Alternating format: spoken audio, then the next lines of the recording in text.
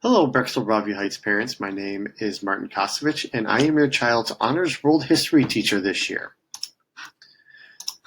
Okay, best way to contact me is via email at kosovichm@bbhcsd.org. I strive to get back to you within 24 hours. And if you would like a phone call, just write in the message that you would like me to call you back, and I will be happy to do so. My free periods are 1st, 5th, and 8th. And they're by appointment only this year, just because of the current learning environment.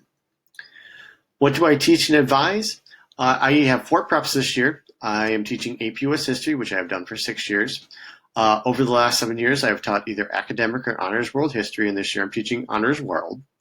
I teach AP Comparative Government and Politics for the last 3 years, and for the last 5 years, I have taught international current events.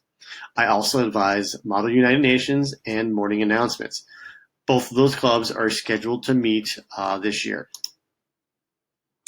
A special note regarding 2020, this year is unlike any before within living memory. It is my full intention to be flexible. I will pause and take a breath, and we will work together through this school year to have positive outcomes. As with all things in 2020, everything in this presentation is tentative and subject to change once we discover the best practices in a hybrid learning environment. Lastly, I do not share my political, social, or religious views with your children. How do I teach world history? It is skills and content-driven, not lecture. There is no job today where someone will give you materials, ask you to memorize it, and regurgitate it.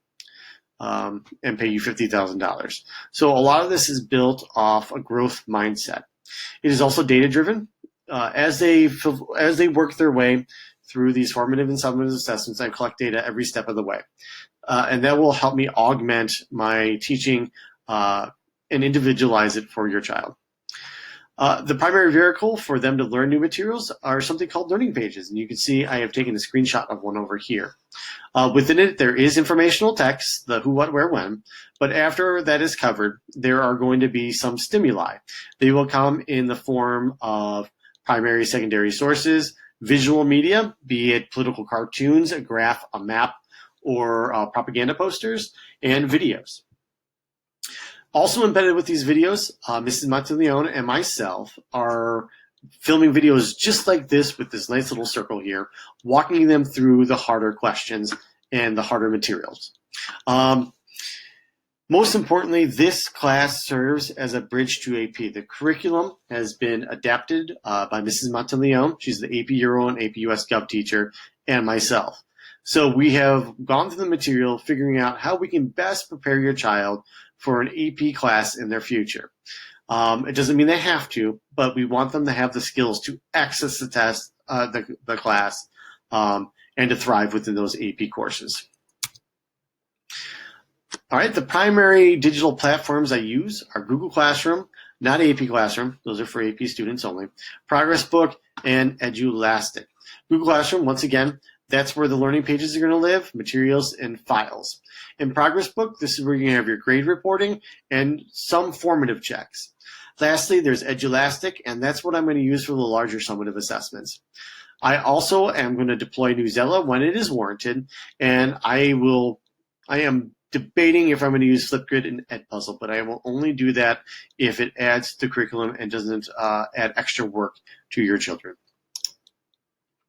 Evidence learning, there are 2 types, formative and summative. The formative is the snapshot of the current progress, helps me augment the way I direct instruction. And the summative, that's the evidence of learning, quizzes, tests, projects, and that makes up 80% of their grade.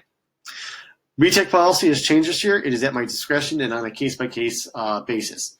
Due to COVID, we are trying to limit as much contact between myself and students. And before I schedule a retake, I will sit down and talk with your child, try to figure out what happened on that last assessment, look over the learning pages, and make sure that they are ready to take the retake. And it is at that point I will schedule the retake. That's what I have for you today. I thank you for listening. And if you have any further questions, comments, or concerns, please reach out to me. Have a good one.